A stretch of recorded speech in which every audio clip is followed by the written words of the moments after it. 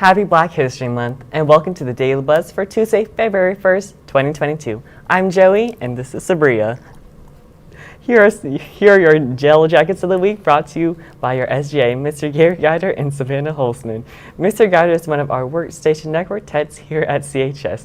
He has a great sense of humor and personality that is welcoming to our building. Mr. Geider jumped into the lake for the Polar Bear Plunge this Saturday to support our SGA and help raise money for the Special Olympics. Savannah Holzman is a senior this year and involved in many activities such as co-captain of the swim team, vice president of the senior class and SGA, and on the executive board for NHS. She is an amazing and hardworking student who represents a true Yellow Jacket. Savannah has worked tirelessly these past few weeks to complete the SGA Honor Council packet. Congratulations to Mr. Gary Geider and Savannah Holzman, your Yellow Jackets of the Week.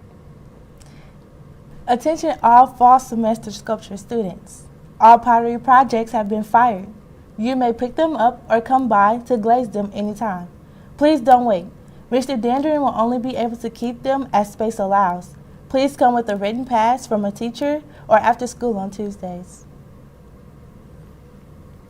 Please congratulate Avery Bendigan, whose works of poetry, A Summer Day on the Back Porch, and Waiting for the Bus, Ode to Black Boys, have been selected for a gold key and a silver key in the Missouri Writing Region of the Scholastic Writing Awards contest.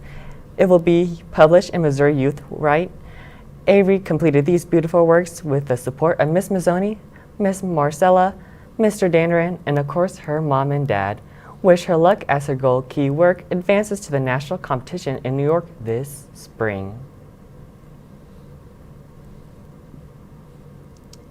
It's Black History Month, so this means Black History Facts, presented by the Black Student Union. Each day we will have an African American figure or an event in the time that we recognize for this month. And today, we recognize Greensboro 4. February 1st, Ezell Blair Jr., David Richmond, Franklin McCain, and Joseph McNeil comprise the Greensboro 4. They all sat down in a whites-only diner in Greensboro, North Carolina on February 1st, 1960. Stirred by the murder of Emmett Till, they were taunted, harassed, and assaulted by white onlookers. This form of peaceful protest was called a sit-in. African Americans used these methods in the fight for equal rights in America. The Greensboro 4 helped inspire other black protesters to use this same method. Let's take a look at this video about the Greensboro 4. Hello and welcome to History Pod. On the 1st of February 1960, the Greensboro sit-ins began when 4 black students sat at the whites-only lunch counter in the Woolworth department store. In 1960, over a quarter of the population of the North Carolina city of Greensboro was black. The state had a range of segregation laws in place that generally left them with poorer quality facilities than their white counterparts and denied many the right to vote. This segregation permeated throughout daily life thanks to numerous Jim Crow laws. Determined to draw attention to this injustice, 4 students planned a simple yet effective protest.